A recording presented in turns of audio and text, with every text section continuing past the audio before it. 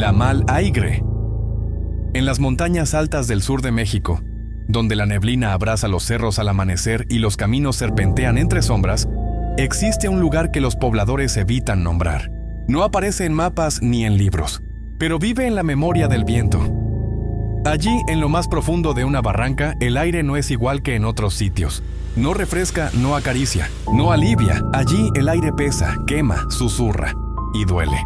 Los más viejos lo conocen como la Mal Aigre, una corriente que no viene del cielo, sino de algo más profundo, de algo que alguna vez fue humano.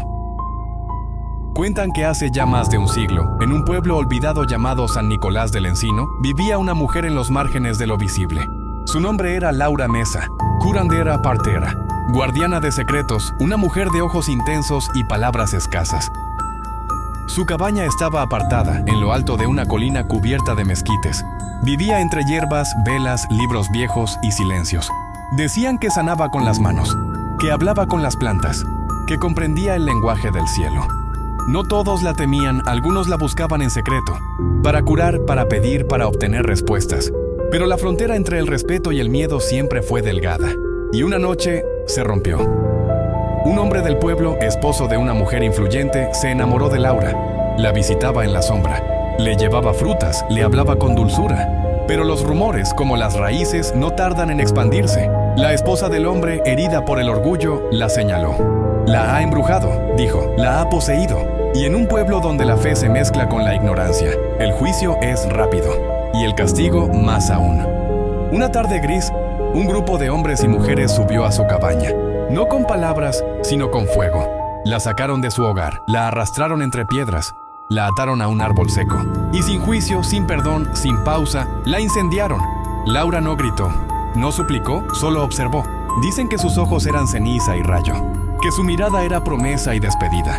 Y antes de que su voz se apagara en humo, dejó una frase suspendida en el aire. Donde muere el alma, muere también el aire.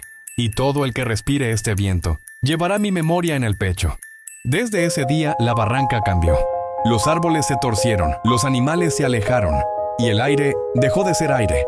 Se volvió algo más, denso, intenso, diferente.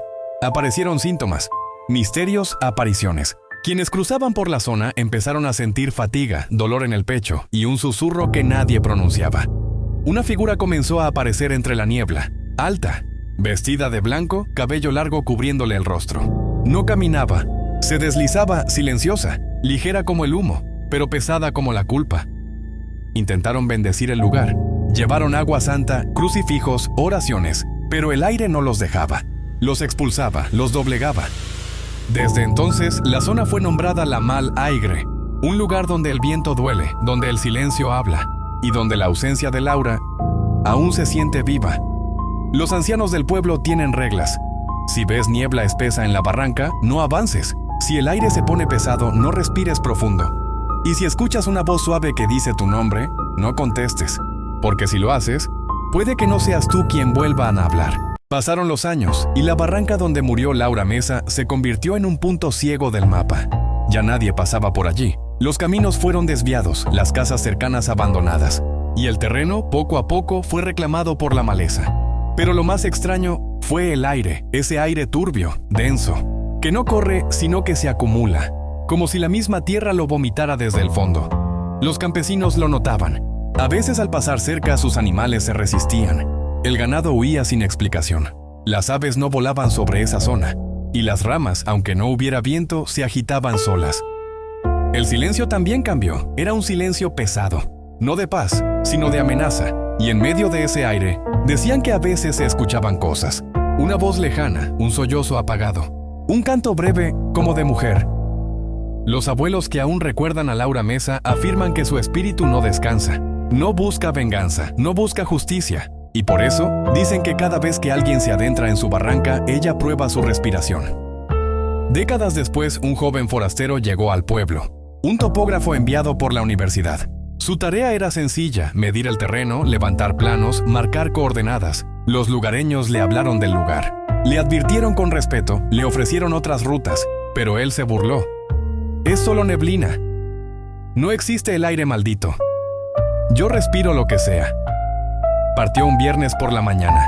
con brújula, cámara y botas nuevas. Llevaba una libreta, una mochila y una sonrisa de incredulidad. Pasó las primeras horas sin problemas. El sol era tibio, el paisaje hermoso. El cielo se tornó gris, la humedad aumentó. Y luego llegó la niebla, espesa, blanca, silenciosa, como una cortina que lo envolvía todo. El joven pensó en regresar, pero su orgullo lo empujó hacia adelante. Encendió su linterna y avanzó. Cada paso se sentía más pesado. El suelo crujía, los árboles parecían moverse. Y el aire ya no era aire, era una masa invisible, que entraba en su cuerpo como si tuviera peso.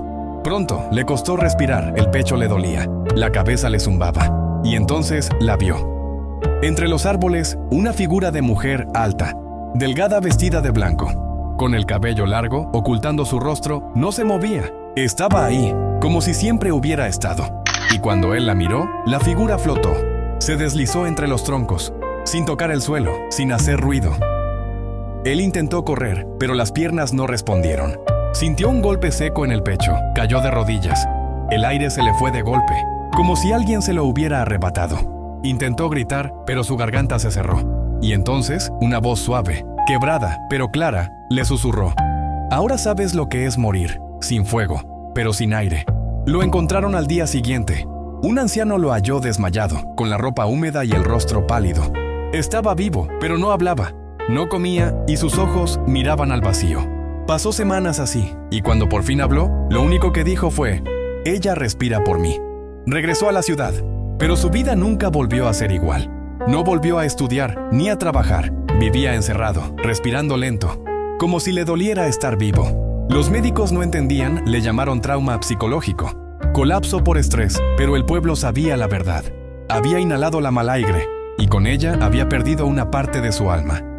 Hoy la barranca sigue ahí, intacta, intensa, silenciosa, y los abuelos aún dicen: «No vayas si hay niebla, no respires profundo en esa zona. Y si sientes que el aire pesa, es porque ya no es tuyo». La historia de Laura Mesa vive entre susurros, entre ramas secas, entre las sombras de los árboles, y en cada corriente de aire que arde sin fuego. Ella está. La malaigre no es solo una leyenda, es una advertencia que se respira, un castigo que flota, un recuerdo que no perdona. Si te gustó esta leyenda, comenta, comparte y suscríbete para más historias de miedo. Activa la campanita, historia narrada por El Sosa y sus leyendas.